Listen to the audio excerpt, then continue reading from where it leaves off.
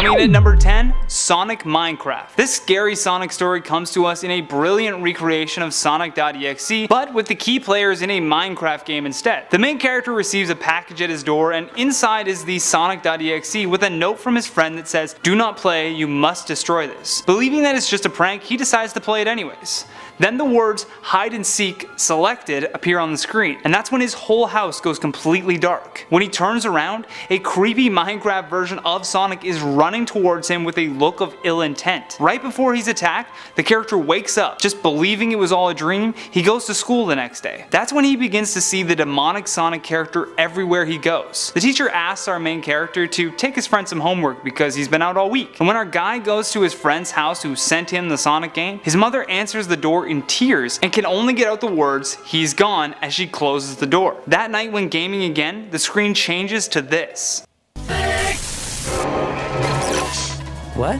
Then seemingly out of nowhere, the Sonic demon appears and chases him down, but this time, it wasn't a dream. Number 9, Anti-Sonic. This creepypasta comes to us from a strange audio file found on a website that after 3 days was removed. The creepy audio is just 26 minutes of someone talking about their experience with Sonic.exe. This Sonic.exe though wasn't the original game, but rather one created after the first original myth. While on Steam, the gamer begins to hear laughter through his headphones and someone calling him out by name. He then begins to experience very strange and creepy things happening to his computer, ranging from his monitor acting up to scratch marks on the screen that looked like flesh beneath cuts. After we hear those chilling details on the audio, it begins to cut out and we can hear screaming in the background as the gamer tries to warn others about Sonic.exe. The audio sounds like the gamer is hallucinating. That's when we hear the gamer begin struggling with something in the background. Then a gunshot goes off, causing the audio to go to complete static. In at number 8, Lost Sonic. This creepypasta is about a gamer who finds a mysterious cartridge in his attic with the words "Lost Sonic" on it. When he plays the game, the original title screen was very unusual.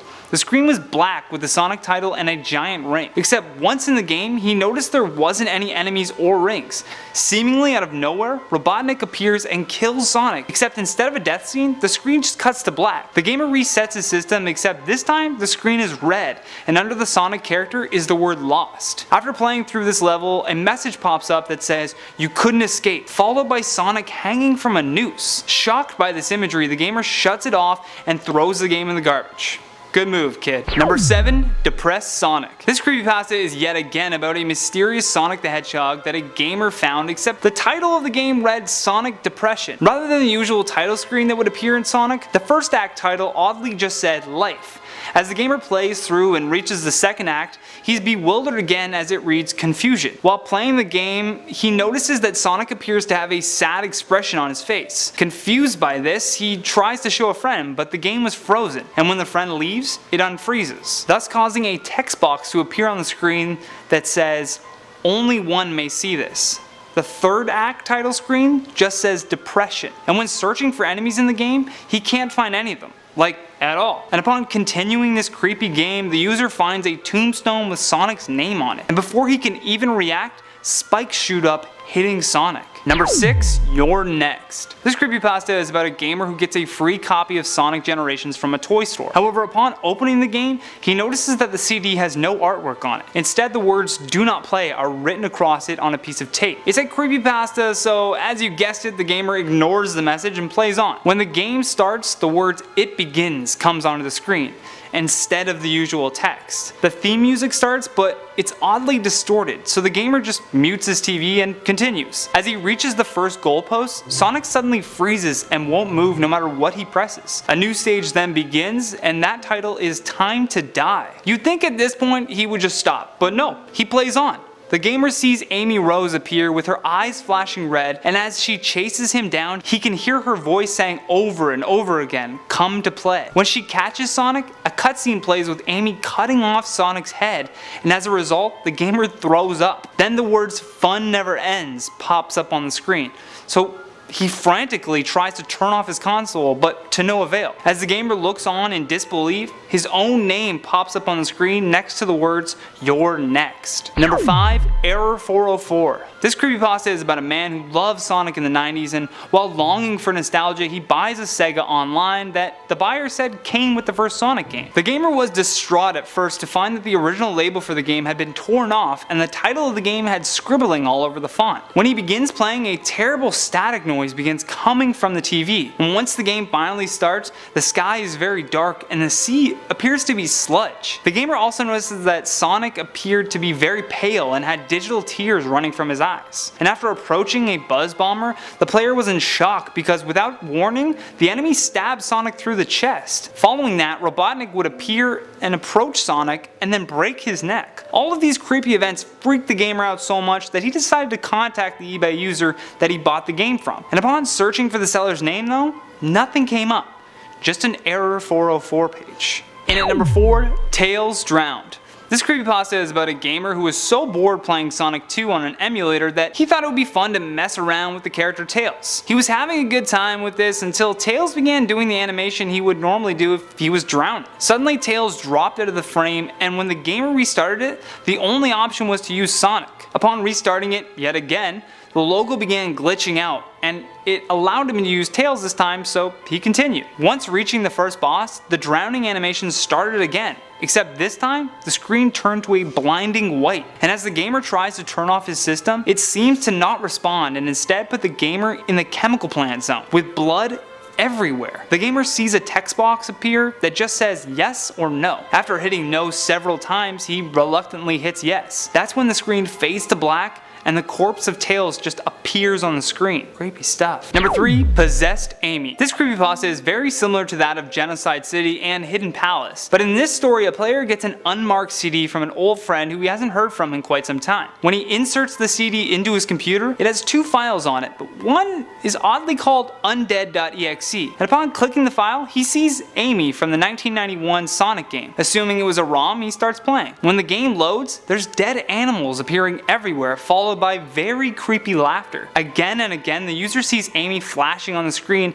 until her sprite finally appears in front of Tails and attacks him. The screen immediately goes black, and then he describes a loud, horrid screeching noise that floods from his speakers, followed by a distorted female voice that says, "Aw, that's too bad. Let's try again." Let's not, Amy. And at number 2, You Will Fear Me. This creepypasta is a chilling one to say the least. A gamer was facing off against Metal Sonic when something strange begins happening. After defeating Metal Sonic, he is stuck in a wall, and then he notices that Robotnik enters the scene and destroys him with a laser beam. The next day when playing Sonic 1, the gamer is facing Robotnik and notices he has a sinister smile on his face. That's when the gamer realizes that they must have picked up a hack copy of the Sonic game, and that night they begin having terrible dreams about Robotnik, one of which was especially vivid because of the way Robotnik threatened them. Unable to sleep, the gamer decides to play the hack game some more. That's when Robotnik begins addressing them by name through the television. Trying to make it stop, the gamer uses Sonic to fight him. That's when they get an email from an unknown sender that just says, "You will fear me." Lastly, at number 1, It's All in Your Head. This last creepypasta is about a player who was so bored with his Sonic Generations game, he decides to find some glitches online. He comes across one glitch called the Mega Glitch, which allow players to loop back into the game where it normally would crash and exploit glitches. When he tries the glitch though, his game begins to lag and the theme music completely stops. Plus, when Sonic is killed, white noise blares through his speakers and the enemies continue to attack Sonic's lifeless body. After he finally respawns, every death sequence after that is more brutal than the next, each time being followed by Sonic saying, "Mega Glitch" in a high-pitched frequency. The screen would then go to black, and then the Lava Reef stage music began to play. That's when the player tried endlessly to shut off his console, but continued hearing the music. It's not until he pulls the plug out of his console that he realizes the music isn't coming from his TV. It's coming from inside his head.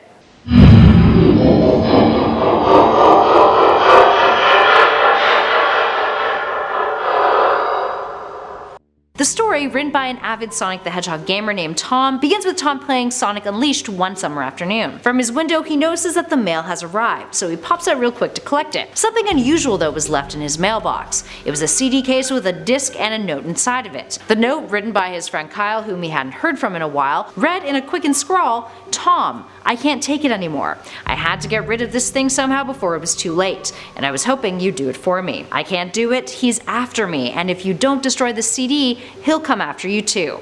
He's too fast for me. Please Tom, destroy this disc before he comes after you. It's too late for me. Don't play the game, it's what he wants. Just destroy it." Tom examined the disc. It looked like an ordinary CD-ROM, blank except for the words Sonic.exe written on it in Sharpie. The writing on the disc wasn't Kyle's, so Tom figured he must have gotten it from a pawn shop or off of eBay. Wondering just how much harm a Sonic game could actually cause, Tom ignored his friend's note and decided that he'd give the game a try, since of how much he adored Sonic titles. When he popped it into his computer, he immediately realized that it was the very first Sonic title from 1991. Score! He was stoked, he hadn't played it in years, but right before he hit start, he noticed for a split second that the title screen flickered something different. In that split second, he could have sworn he saw the Sega 1991 read Sega 666, and that Sonic's eyes had changed from their regular state to pitch black and bleeding, with 2 red glowing dots. The screen went black for a few seconds, and then the data select appeared. Beneath it, the music was playing in reverse. The data select offered up an unexpected surprise. You could choose to play as Tails, Knuckles, or Dr. Robotnik. This was very different than the classic Sonic title, that's for sure. That's when Tom realized that this was probably a hacked game. Knuckles and Robotnik were locked, so he selected Tails. The screen went black, and Tom could have sworn that he heard the faintest sound, creepy laughter, coming from the game. Finally, the level title screen appeared and read Hill Act 1. When that screen disappeared, it revealed Tails in the Green Hill Zone from Sonic 1, with the peaceful music still in reverse. Now when Tom started running, the ground was just flat.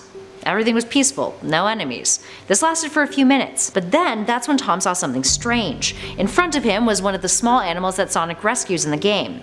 It lay there on the ground, seemingly dead, bleeding out. Tails' expression changed. It was somber. Tom kept moving. As he went, more of these small dead animals appeared, with some of them appearing more gruesome than others. One squirrel was hanging from a tree with its entrails exposed. A bunny had all 4 of its limbs torn off, and a duck had its eyes gouged out and throat slit. Tom felt sick. Tails' expression looked as if the feeling was mutual. The music eventually stopped, even though Tom still kept moving forward with Tails. There was a hill that appeared. He began to move Tails up it, but Tails all of a sudden froze. Confused, Tom was about to try to restart the game until he saw why Tails wasn't moving. Sonic had now appeared. Tails moved over to Sonic on his own, with Tom assuming that this was some sort of cutscene. All of a sudden, Sonic stuck out his hand and touched Tails. His eyes went red, and static noise began to burst through Tom's speakers. The screen went black for a few seconds. Then, text appeared. "Hello, do you want to play with me?" The game then transitioned to a different level title screen that had the text "Hide and Seek." This time the level looked like Angel Island from Sonic 3, except instead of the colorful traits that level normally had, it was now entirely on fire.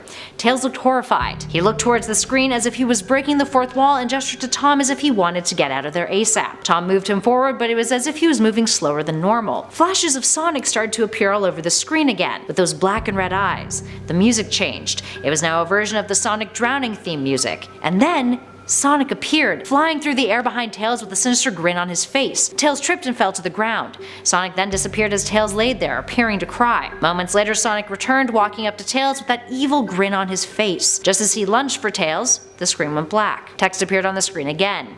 "You're too slow. Want to try again?" Tom was surprised to be brought back to the data select screen. Tails was now locked, with his character appearing behind static in the television screen above, his eyes bleeding out. Tom selected the only option that he could, the now unlocked Knuckles. Text appeared on the loading screen that read, "You can't run." Tom was now playing as Knuckles, running through an industrial level that had thick red clouds above. As he ran, the level was empty with no enemies, just terrifying music. All of a sudden, static covered the screen for a split second, shocking Tom. As he pressed on, the static kept interrupting the game, and eventually, after a split second of it, blood appeared all over the track, with Knuckles running along large puddles of it until Sonic appeared. He lunged at Knuckles out of nowhere. The screen filled with static yet again, until finally a black screen appeared with the text, found you. The game then returned to Knuckles and Sonic, with Tom desperately trying to run in the opposite direction of Sonic, but it was as if Knuckles' feet were being sucked into the pool of blood beneath him. Sonic watched as he moved ever so slightly. Tom decided that he would do something bold, seemingly unable to run away. Instead, he ran in the direction of Sonic. Within a split second, Sonic teleported behind Knuckles, so Tom ran in the opposite direction again, trying to catch him. Sonic teleported once more. There was a loud screech and the screen went black. New text appeared. So many souls to play with, so little time. Would you agree? Tom was then returned to the character screen, with Knuckles now locked, his bloody face and fists distorted behind the television screen static. All that was left was Robotnik, who was now unlocked.